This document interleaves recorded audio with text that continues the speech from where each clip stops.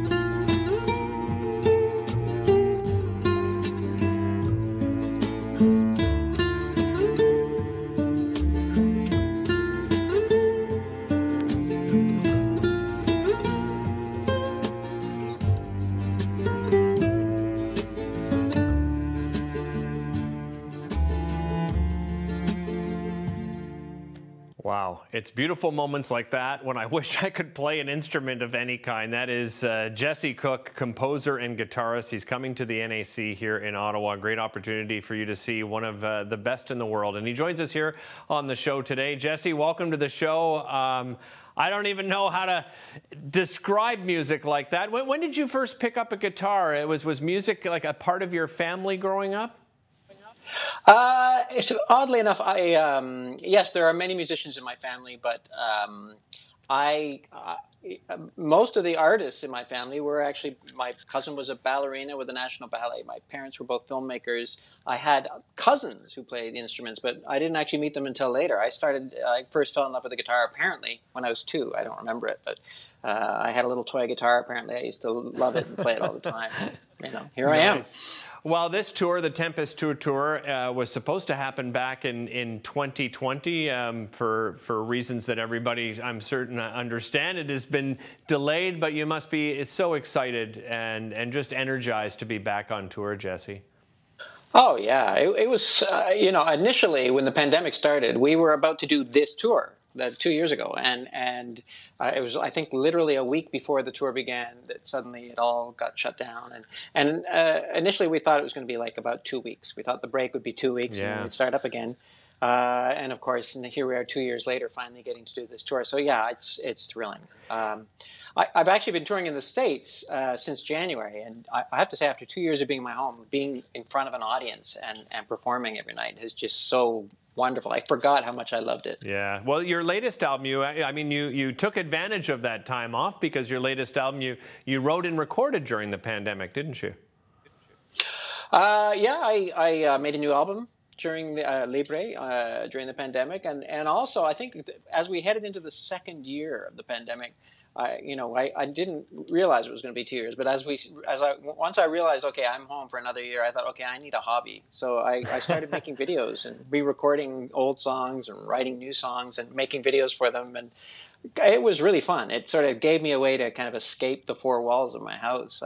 We would post every Friday, and people, on YouTube, the internet's everywhere. So people would be, attending the premieres from like Russia and China and Greece. And, it was kind of amazing. It gave me a way to communicate with people, to kind of interact with people other than, my immediate family. Right. So.